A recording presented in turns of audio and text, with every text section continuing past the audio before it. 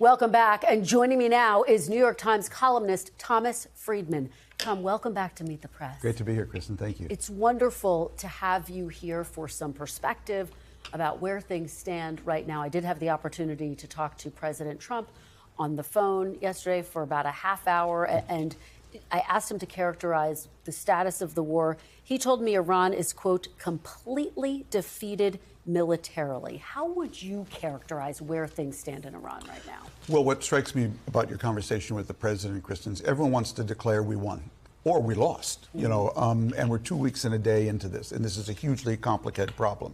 What I would say, what we're seeing right now is the power of the strong versus the power of the weak. So on the one hand, the United States has the power to inflict terrible damage to Iran's military and infrastructure. At the same time, Iran has the power of the weak, that with just one drone or one cruise missile, we can cut off the Straits of Hormuz, 20% of the world's oil and natural gas. There are 600 ships bottled up there right now. So the balance of power between the power of the strong and the power of the weak is what I'm watching. And I think that's how that levels out is going to be, I think, the determinant. It was interesting because the president said that one of the things that surprised him most was the fact that Iran is, in fact, taking aim at its Arab neighbors. And the president indicating that that was something that they were not anticipating. How have those attacks by Iran complicated the dynamic of this overall conflict? It's become a regional conflict. Well, one of the strategies the Iranians have employed against America now for 40 years in various different conflicts is what I call the strategy of out crazy. We will out crazy you, okay? The reason the Israelis have probably done better than any other country against Iran is they will not be out crazy. And so that's always been an Iranian strategy. I did not expect them to attack their Arab Gulf neighbors, but you can understand why. They thought that's where they're most vulnerable. The American bases there are vulnerable, and they hope to create a lobby of Arab Gulf states to pressure the president to end the war. It will have long-term implications, though, for Iran's relations with those states. Remember, Iranians, a lot of them bank their money in those Gulf states.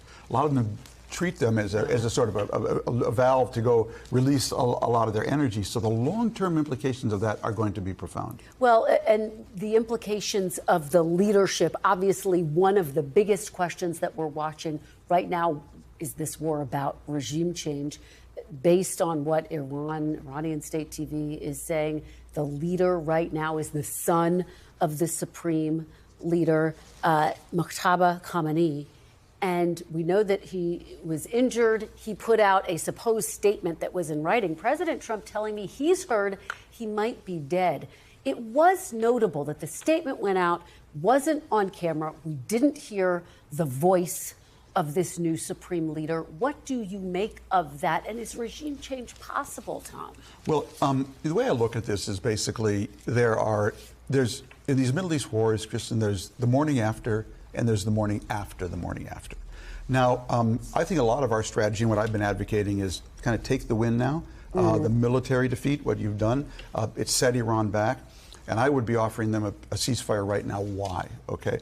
Because the morning after any ceasefire, the Iranians will come out and say, we defeated the big Satan and the little Satan.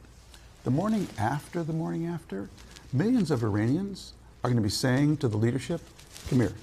That's my house there on the ground. That's my factory. That's my school. What the hell were you thinking? Okay, what are you going to do about that? That's when